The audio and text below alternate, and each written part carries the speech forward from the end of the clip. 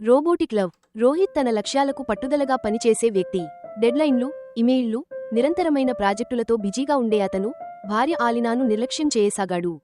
ప్రతి రాత్రి అతను టేబుల్ దగ్గర స్క్రీన్ వెలుతురులో హడావిడిగా ఉన్న అతన్ని దూరం నుంచి చూసేది. అతనిని తిరిగి తనవైపు తిప్పుకోవడానికి ఆమె ప్రేమతో నోవా అనే అసిస్టెంట్ను రూపొందించింది. నోవా అతని పని భారాన్ని తగ్గించగలదు, మానవశక్తికి మించిన వేగంతో పని చేస్తుంది.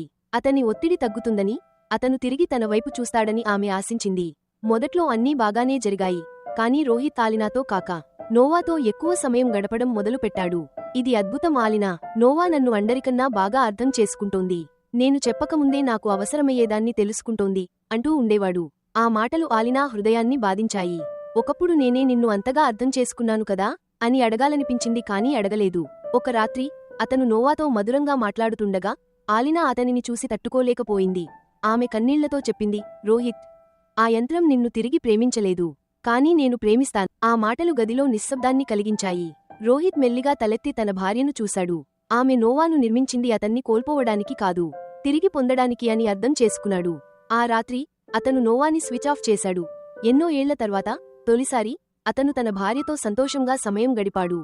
ఈ కథపై మీ అభిప్రాయాన్ని కామెంట్ సెక్షన్లో తెలియజేయండి. ఈ వీడియో నచ్చితే ఒక లైక్ చేసి ఇలాంటి మరిన్ని మంచి కథల కోసం ఫేబుల్ నెస్ట్ని ఫాలో అవ్వండి.